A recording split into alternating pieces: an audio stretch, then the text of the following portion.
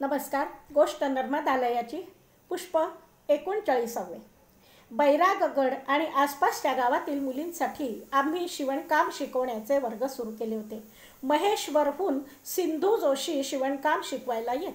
25 मुलींनी महिला आणि बालविकास विभागाकडून होणाऱ्या पदविका अभ्यासक्रमासाठी प्रवेश घेतला होता. या साऱ्यांमुळे नर्मदालयाचे खर्च दिवसेंदिवस वाढतच होते. मुलांच्या दत्तक योजनेला म्हणावा तसा प्रतिसाद नव्हता. काम तर वाढतच होतं, मग जमा खर्चाची सांगड घालायची कशी? सखी म्हणाली, भारती, तू किती दिवस लोकांच्या देणग्यांवर अवलंबून राहणार? संस्था स्वावलंबी नको का बनवायला? कर ना याचा काहीतरी विचार. इच्छा तिथे मार्ग, हे सखीचे नेहमी सांगणे असे. सर्वजित परांजपे याच्या महेश्वर जवळच्या अग्निहोत्र केंद्रात काही विदेशी महिला आल्या होत्या. नव्या कापडाच्या कात्रणातून त्या रजई बनवायला शिकवी. नर्मदालयात येऊन त्यांनी शिवणकाम शिकणाऱ्या आमच्याही महिलांना रजई बनवायला शिकवली. या रजयांना आमच्याकडे येणाऱ्या पाहुण्यांकडून खूप मागणी होती. मग त्याचे मोठ्या प्रमाणावर उत्पादन सुरू झाले.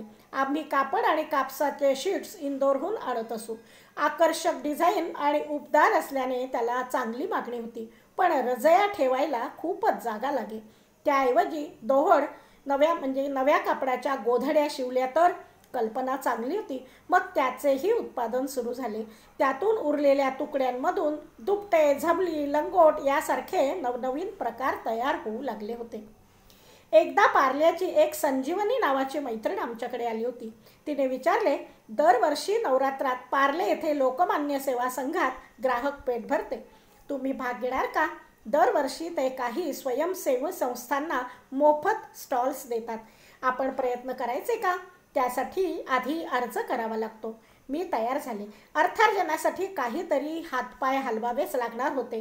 इंदोरच्या ज्या कापड दुकानदाराकडून महिन्याला जेमतेम 40-50 हजाराची आम्ही कापड खरेदी करत होतो, त्याला दिग्विजयने विचारलं, आम्ही काही ग्राहक पेठांमध्ये स्टॉल्स लावणार आहोत. मोठ्या प्रमाणावर आम्हाला दोहडसाठी कापड लागेल. तुमचे पेमेंट 2 महिन्यानंतर केलं तर चालेल का?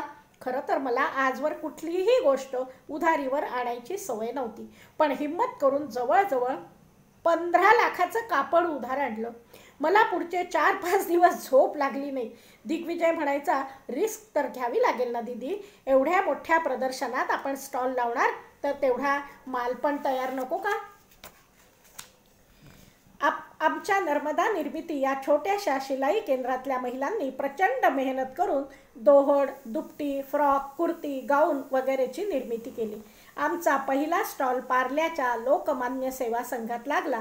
मध्य प्रदेशातली गाडी महाराष्ट्रात नेली की पोलीस हमखास अडवायचे. मग त्यांना आमची संस्था, वनवासी मुलांबरोबर आम्ही करत असलेलं काम हे सगळं मी मराठीत समजावून सांगितलं की मग गाडी ते पुढे जाऊ द्यायची. बैरागगड ते मुंबई या प्रवासात किमान 2-3 ठिकाणी गाडी अडवली जायची.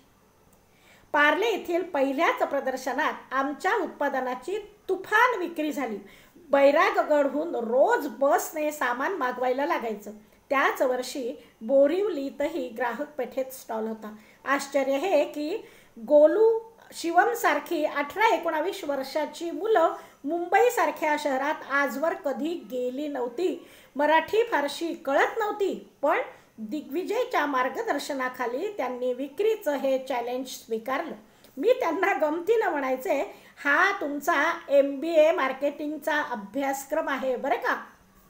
पहिल्याच वर्षी आमच्या एकूण विक्रीवर फार तर 2-2.5 लाखांचाच फायदा झाला असेल.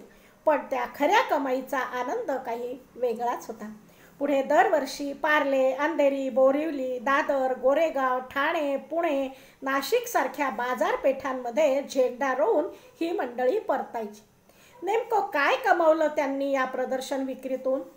संस्थेसाठी लागणारा पैसा तर कमावलाच, पण प्रचंड आत्मविश्वास, लोकांशी संवाद साधण्याची आणि लोकांना जोडण्याची कलाही आत्मसात केली. पार्ल्याच्या कुलकर्णी आजी, अंधेरीचे अंजली आनंद भावे, बोरिवलीचे राघवेंद्र आणि संगीता ठाकूर म्हणजेच मुलांचे मामा मामी, गोरेगावची नीला महेश वालावलकर, ठाण्याचे दिनकर जोशी काका आणि अर्चना काकू, दादरला राणी दुर्वे आणि सुनंदा भोसेकर, नाशिकची श्रुती फडके, विनिता कुलकर्णी, चित्रा देशपांडे, वंदना अत्रे, शैला सरदेशमुख, सुषमा मिसाळ, सुवर्णा दाबक, दीपक, आरती ठाकूर, तेजश्री श्याम ठाकूर, अजिता संजीव गानू ही सगळी आमची हक्काची माणसं.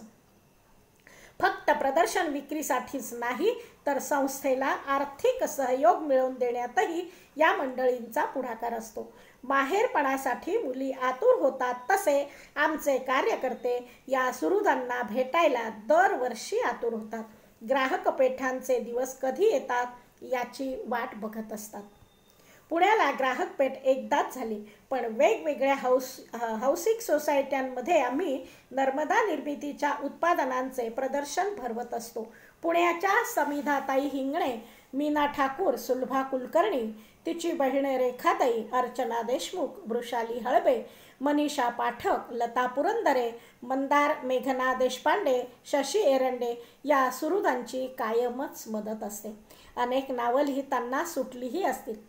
पत्रकार नगरमधील माझा भाऊ किरण ठाकूर आणि शलाका वहिनी यांचं घर देखील तितकंच हक्काचं. पुण्याच्या सुपर्ण हॉलचे मुकुंद गोखले आणि जयमलाताई यांचा नर्मदालयाशी एक वेगळाच ऋणानुबंध आहे. शब्दांच्याही पलीकडचा आणि हक्काचा. नर्मदालयाच्या प्रत्येक कार्यक्रमात अगदी घरचं कार्य असावं असा त्यांचा सहभाग असतो. नर्मदालयाचं काम दिवसेंदिवस वाढतच होतं. बांधकामाचे खर्च आणि शिवण केंद्राच्या उत्पादनासाठी कापडाची खरेदी विक्री, गोशाळेचे मध्यान्ह भोजनाचे, गाड्यांच्या डिझेल आणि मेंटेनन्सचे खर्च या साऱ्यांचा हिशोब ठेवायचा तर कुणीतरी जबाबदार व्यक्ती असणं गरजेचं होतं. ती जबाबदारी इंदोरच्या रवींद्र मराठे यांनी स्वीकारली आणि मी निश्चिंत झाले. वेगवेगळ्या कंपन्यांमध्ये अकाउंट्स विभागात काम करण्याचा प्रदीर्घ अनुभव त्यांच्याकडे आहे. धन्यवाद.